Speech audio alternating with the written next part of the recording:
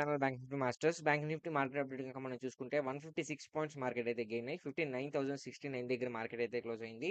So ఈ రోజు market అయితే కొంచెం కంప్లీట్‌గా కన్సల్టేషన్ అయితే జరిగింది. సో మనం ట్రేడ్ సెటప్ అయితే ఎటువంటి వర్కౌట్ అవ్వలేదు. సో యాక్చువల్లీ మనం ఏం చెప్పాము, మార్కెట్ అయితే ఫాలో అవుతుందని చెప్పాను. స్టిల్ ఇంకా సెల్లర్స్ కంట్రోల్‌లో ఉందని చెప్పాను. బట్ ఈరోజు అయితే యాక్చువల్లీ మనం అయితే మార్కెట్‌లో పెద్ద మూవ్ ఉంటదని చెప్పాను. ఫ్రైడే కాబట్టి కొంచెం మార్కెట్ వోలటైల్ ఉంటదని చెప్పాను. కానీ ఏమీ జరగలేదు. మనం ఏమనుకున్నామో అది ఏమీ జరగలేదు. కంప్లీట్‌గా ఈరోజు మార్కెట్ అయితే ఒక స్మాల్ కన్సల్టేషన్ అయితే జరిగి మార్కెట్ అయితే క్లోజ్ అయింది. ఫ్రైడే మొమెంటము లేదు. సో, మనం అనుకున్న ట్రేడ్ సెటప్ లేదు. ఏమి లేదనమాట.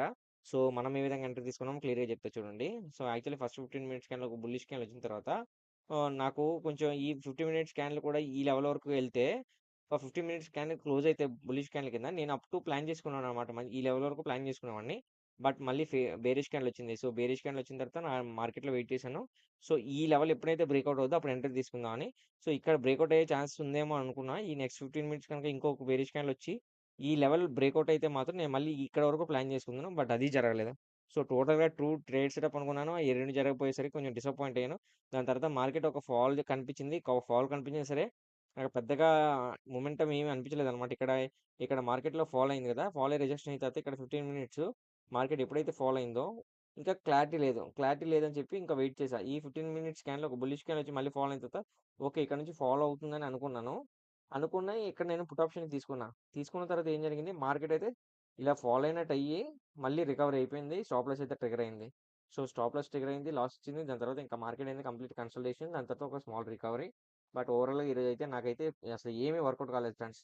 ఇన్ని ఇయర్స్ ఎక్స్‌పీరియన్స్‌లో నాకిది ఫస్ట్ టైమ్ అనమాట. అంటే మనం ఏదైనా ఒక ట్రేడ్ సెటప్ అనుకున్న లేదనగా ఏదైనా మనం ఇలా ఉంటది మార్కెట్ అని ప్రిడిక్షన్ చేసుకున్న అది వర్కౌట్ అవ్వకపోవడం అనేది ఇది నాకు ఫస్ట్ టైమ్ అనమాట. అంటే ఏ విధంగాను మనకు ప్రైస్ యాక్షన్ బట్టి గాని, లేదంటే మార్కెట్ ఇది గట్టు గాని, ఏ విధంగాను మార్కెట్ అయితే మనకు ఫేవర్‌గా అయితే లేదు ఈరోజు మార్కెట్ అయితే. సో, ఈరోజైతే కంప్లీట్‌గా ఐడియల్ అయిపోయాను. నాకైతే స్టాప్ లాస్ అయితే ట్రిగ్గర్ అయింది ఒకటి. సో, లాస్ వచ్చింది. సో, ఫ్రైడే లాస్ వచ్చడం కొంచెం బాధాకరమైన విషయమే.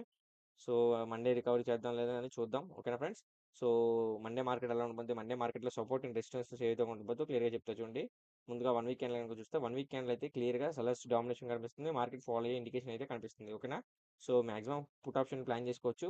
ఇప్పుడు ఈ లెవెల్ బ్రేక్‌ఔట్ అన్నమాట. స్ట్రాంగ్ సపోర్ట్ జోన్ ఉంది. ఆ సపోర్ట్ జోన్ బ్రేక్‌ఔట్ అయితే అప్పుడు మనం ఎంట్రీ తీసుకోవచ్చు. ఈ ఏదైతే 58,870 ఉందో ఈ లెవెల్ బ్రేక్‌ఔట్ అయితేనే మనం ఎంట్రీ తీసుకోవచ్చు. ఓకేనా? సో, ఇంకా మార్కెట్‌లో అయితే కంప్లీట్‌గా ఒక సెల్లర్స్ డామినేషన్ ఉందని చెప్పాను కదా! బయర్స్ దగ్గర నుంచి అయితే అసలు ఎటువంటి ఇదైతే లేదు. గ్యాప్ అప్ అవ్వడం ఒక కంట్రోల్‌నెస్ ఉన్నా సరే, సో, బయర్స్ అయితే ఇంకా స్టిల్ బయర్స్ చేతిలో అయితే మార్కెట్ అయితే లేదు. మండే మార్కెట్ అయితే కంప్లీట్‌గా ఫాలో అయ్యే అవకాశాలు ఉంది. ఓకేనా? సో, నేనైతే ట్రేడ్ సెటప్ చెప్పాను కదా ఫ్రెండ్స్. ఆ విధంగా ప్లాన్ చేసుకోండి. సపోర్ట్ అండ్ రెసిస్టెన్స్ జోన్ అనేది కీ లెవెల్ అనమాట మండే మార్కెట్‌లో. తిరిగి మళ్ళీ మనం రేపటి వీడియోలో మళ్ళీ మనం కలుద్దాం. నా వీడియో గనుక నచ్చితే వీడియోని లైక్ చేసి ఛానల్ అయితే సబ్స్క్రైబ్ చేసుకోండి. ఓకేనా ఫ్రెండ్స్? Thanks for watching.